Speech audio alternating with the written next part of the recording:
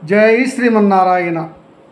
ఈరోజు మనం ధర్మపదం గ్రంథములోని చాప్టర్ 3 శ్రీమద్ రామాయణం అందులోని విభాగం 67 గురించి చెప్పుకుందాం. ఇది సుందరాకాండలో ఉన్నటువంటి ఒక ధర్మం. దుష్టరావణుడు అధర్మ ప్రలాపనలు సీతమ్మ వారి ముందు పలికి ఆమెను సంహరిస్తానని కూడా మీదకు ఉరికాడు. ఈలోగా అతని రెండవ భార్య ధాన్యమాలిలో వచ్చి అతన్ని ఆపి వెనక్కి తీసుకుపోయింది. అతనితో పాటుగా అతని యొక్క భార్యలకు కూడా వెనక్కి వెళ్ళిపోయినారు. అప్పుడు రాక్షస కాంతలు అందరూ రావణుడి యొక్క పలుకులు జ్ఞాపకం ఉంచుకొని వచ్చి ఇలా మాట్లాడుతున్నారు అమ్మవారితో. ఓ సుందరాంగి సీత, నిజముగా నీవు బహు సుందరాంగివే. రాత్రిపూట మాకు దీపం వలె నువ్వు వెలుతురునిస్తున్నావు. నీ శరీర కాంతి మాకు దీపం వలె కనిపిస్తున్నది. నీవు మానవ కాంతివు. నీకు అందుకే మా రాక్షస రాజు యొక్క గొప్పతనం తెలియకున్నది. ఈయన మహాబలశాలి, దేవతలను జయించినవాడు. అతని గొప్పతనం నీకు తెలియదు. నీవు గనక మా ప్రభువు రావణాసురుడిని ఇష్టపడితే మనువాడుము. తప్పక నీకు అతనికి ఉన్నటువంటి వేల కొలది భార్యలందరూ నీకు పరిచారకులు అవుతారు. అంతెందుకు, ఇంద్రుని భార్య శశీదేవి సమానురాలు మండోదరి, రావణాసురుని జ్యేష్ఠ భార్య, ఆమె కూడా నీకు పరిచారిక అవుతుంది. రావణాసురుని మాటలు వినలేదా? నీవు మానవ కాంతవు, నీకు తెలియదు. ఎందుకు ఇలా మా ప్రభు మాటలను తృణీకరిస్తున్నావు? నువ్వు మానవ కాంతవు, నీకు ఎన్నాళ్ళు ఉంటుంది ఈ యవ్వనము? తక్కువ కాలం కదా. ఈ యవ్వనంలో ఉండగానే మా ప్రభువును ఆదరించు, అంగీకరించు, వివాహమాడు, సర్వసుఖాలు పొందు. లేనిచో చెప్తున్నాం విను. మా ప్రభువు అన్నట్లుగా 2 నెలల కాలం దాటిన తరువాత నిన్ను వధించి నీ మాంస ఖండాలను మా ప్రభువుకు ఉదయపు ప్రాతకాల భోజనంలో వడ్డింతుము. ఇది తప్పదు అని బాగా జడిపించారు.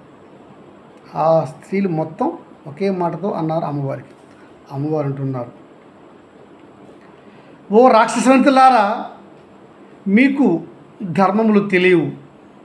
మీపై నాకు కోపం రావడం లేదు, జాలి కలుగుతుంది. మీ పలుకులన్నీ కూడా లోక నింద్యాకరములు. ఇవి అందరూ కూడా మీ మాటలు వింటే మిమ్మల్ని నిందిస్తారు.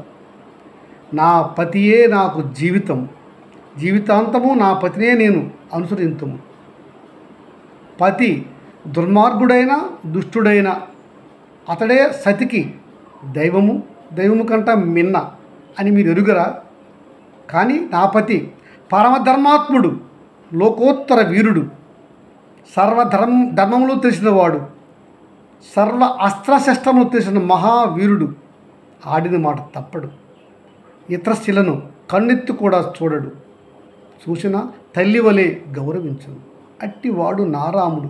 నా రాముడిని మీ ప్రభువుతో పోల్చిదరేలా? మీకు సిగ్గుగా లేదా? మీ ప్రభువు రావణుడు పెట్టిన గడువు 2 నెలలు కదా. అది నాకు కాదు గడువు, మీ ప్రభువుకే అది గడువు.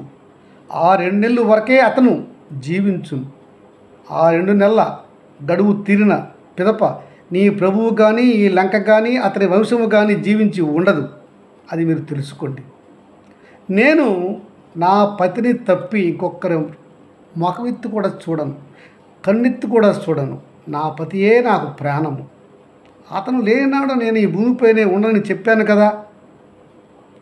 నాకు ఇట్లాంటి మాటలు ఆడకు. నాకు ఎవరు ఆదర్శం తెలుసా మీకు? నాకు ఆదర్శము సూర్యపత్ని స్వర్చలాదేవి, ఇంద్రపత్ని శశీదేవి, వశిష్ఠుని పత్ని అరుంధతీదేవి, అగస్త్య పత్ని లోపాముద్ర, చవన మహర్షి పత్ని సుకన్య, సత్యవంతుని పత్ని సావిత్రి, కపిలముని పత్ని శ్రీమతి, సగరుని పత్ని కేశినీదేవి, నలుని పత్ని దమయంతి, అత్రి మహర్షి యొక్క సతీమణి మహాపతివ్రత శిరోమణి అనసూయ, వీరు నాకు ఆదర్శము. మీరెలా నాకు ఇన్ని మాటలు చెప్పెదరు? మీరు ఆడే మాటలు ధర్మము కాదు. ఎవరైనా వింటే నవ్వుతారు, మీకు అవమానకరం. ఇట్లాంటి మాటలు ఆడకుడి అనేసరికి ఒక రాక్షస కాంత వచ్చింది. ఆమె పేరు వినత. ఆమె ఎలా ఉందంటే బాణ పొట్ట, ఎత్తు పళ్ళు, పెద్ద పెద్ద కూరలు, నల్లగా ఉంది. ఆమె వచ్చి అంటుంది, ఓ సీత, నీవు ఇంతవరకు మా ప్రభువు రావణాసురుని పైన ప్రేమ చూపలేదు. తప్పుడు మాట్లాడుతున్నావు. చాలు చాలు, ఆపు. అతిగా ప్రవర్తించి తక్షణమే నీ ప్రాణాలపైకి ముప్పు తెచ్చుకోకు. రావణుడు అనుకున్నది జరగక మానదు. ఎవరూ ఆపలేరు అతన్ని. ఇంద్రుని మించిన వాడు మా ప్రభువు రాముడు, మా ప్రభువు రావణాసురుడు. గనుక సీత, నీవు నీ పతి రాముడిని మరిచిపో. మా రావణుడిని ఆశ్రయించు, సుఖపడతావు. లేనిచో త్వరలోనే నీవు మరణిస్తావు, మా ప్రభువుకి ఆహారమైపోతావు అని అన్నది ఆ వినత. ఇంకో రాక్షస కాంత వచ్చింది. ఆమె పేరు వికట. ఆమె అంటుంది, ఆమె గురించి కూడా వర్ణించాడు మన మహాత్ముడు వాల్మీకి. పెద్ద పెద్దగా వేలాడే స్తనములు, పెద్ద పెద్ద పెదవులు, నల్లగా కూరలు, చింపితో ఉంది ఆమె. ఆమె వచ్చి అంటుంది, ఓ సీత, నీవు బుద్ధిహీనురాలివి. నీవు మాకు అప్రియ వాక్యాలు పలికావు. అయినను సహించాం. ఎందుకంటే మా ప్రభువుకు నీపైన మనసు కలదు కనుక క్షమించాం. ప్రభువు ఆనతి లేనిదే నిన్ను చంపి భక్షించరాదని ఆగాం.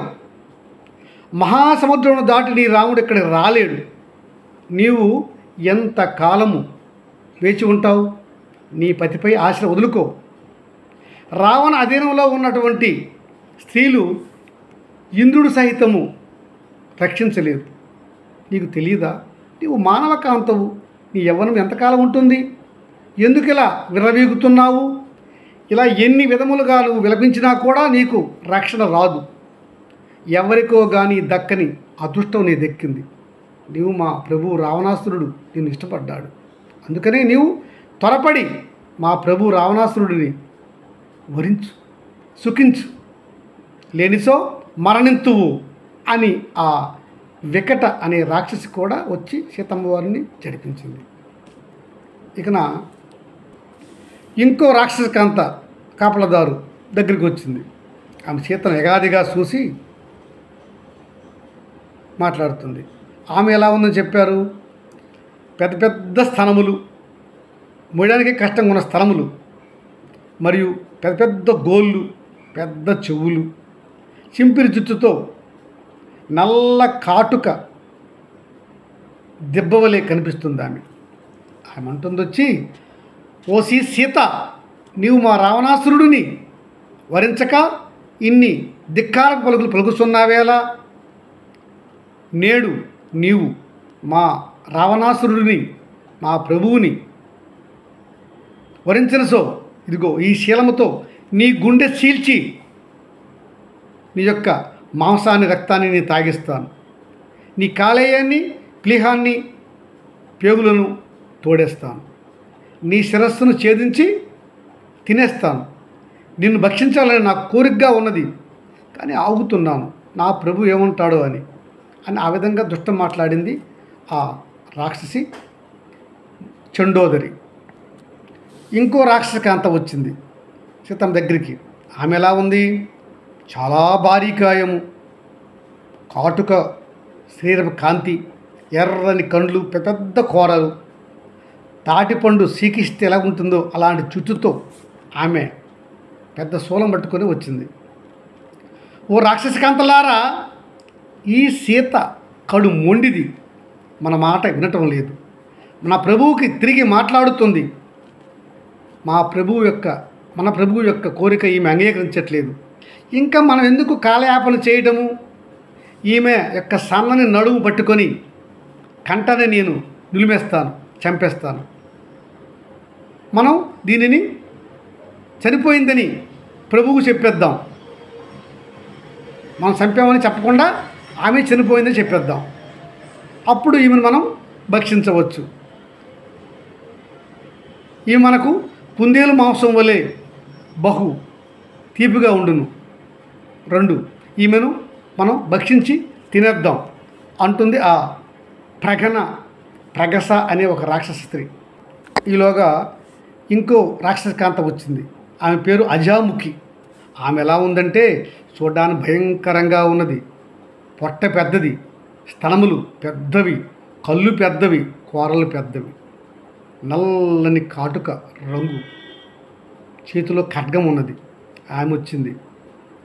ఓ మిత్ర రాక్షస కాంతలారా రండు, ఈమె మాంసము భక్షించాలని నాకు ఎన్నాళ్ళ నుంచో నోరు ఊరుతున్నది. ధర్మాధర్మాలను పక్కన పెట్టి ప్రభువుకు తెలియక ముందే మనం ఈమె చంపేద్దాం. ముందుగా మంచి మద్యం తిండి, ఆ మద్యం తాగి ఈమె మాంసాన్ని కాల్చుకొని తినేద్దాం. ఆ పైన ఈమె చనిపోయింది అని మన ప్రభువుకి చెప్పేద్దాం. ప్రభు కోపడితే కోపడ్డాడు, మనకి ఈమె తినాలనే కోరిక పూర్తవుతుంది కదా అని అంటుంది ఆ రాక్షస స్త్రీ.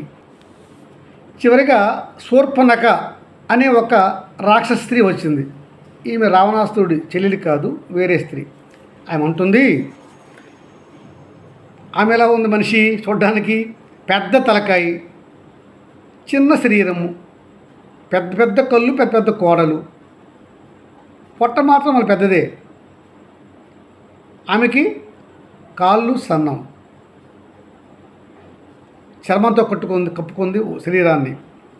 ఒక చేతిలో శూలము, ఒక చేతిలో ఖడ్గం పట్టుకొని ఆమె వచ్చింది.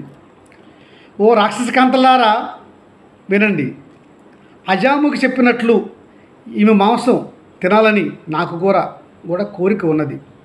ఎందుకంటే మానవ కాంత ఎర్రగా బుర్రగా ఉన్నది. ఈమె మాంసం తింటే కుందేలు మాంసం వలె తీయగా ఉండును, కనుక మనం తిందాం. ఈమె తెలివిలేని మానవ స్త్రీ. మన గొప్ప రాజు రావణాసురుడినే ఎదిరించి మాట్లాడింది. అంటే ఈమె ఎందుకు బతకాలి? మీరు తక్షణమే వెళ్ళి పెద్ద పెద్ద కుండలతో మద్యాన్ని తీసుకురండి. మద్యం తాగేసి ఈమెను సంహరించేద్దాం. తర్వాత ఈమెను ఖండాలుగా ఖండించి కాల్చుకొని ఆ మద్యంతో ఈమెను నంజుకుందాం, అందరికీ తృప్తిగా ఉంటుంది అని ఆ స్త్రీ అందరితో అప్పుడు అందరు రాక్షస కాంతలు అదే అంటూ బేలు భలే భలే బాగా చెప్తివి, మేలు మేలు, నీ వాక్యములు బాగున్నవి శూర్పణఖ అని అందరూ అక్కడ గెంతుతూ నృత్యం చేస్తూ ఆనంద తాండవం చేస్తూ అంటారు వాళ్ళు. చివరగా మనందరము ఈమెను సంహరించి మద్యంతో సేవించేసి వెళ్ళి మన నికుంభలాదేవి అంటే వాళ్ళ దేవతలకు ఒక రాక్షసుల కల్లా ఒక దేవత ఉన్నారు. అక్కడ పశ్చిమ ద్వారం వైపు ఉంటుంది ఆ తల్లి నికుంభలాదేవి. అక్కడికి వెళ్ళి మనం నృత్యం చేద్దాం, ఆనంద తాండవం చేద్దాం. ఇక్కడ సీతమ్మ ఇంక ఉండదుగా, చచ్చిపోతుంది కదా, మనం సంహరించేస్తాం కదా, ఈయన భక్షించేస్తాం కదా, ఇంకా మనకు ఇక్కడ కాపలా కాసే పని కూడా ఉండదు. మనం వెళ్ళి పశ్చిమ ద్వారం వద్ద ఉన్నటువంటి నికుంభలమ్మ దగ్గరికి వెళ్ళి నృత్యం చేద్దాం, రండి అని అందరూ జడిపిస్తూ సీతమ్మ వారికి మాట్లాడారు. సీతమ్మ మాత్రము వారికి ముందు చెప్పిన మాటలు చెప్పేసి ఆగిపోయి తన మనసులో శ్రీరామచంద్రుణ్ణి ప్రార్థించుకుంటూ రామ రామ రామ అంటూ ఉన్నది ఆ మహాతల్లి. జై శ్రీమన్నారాయణ.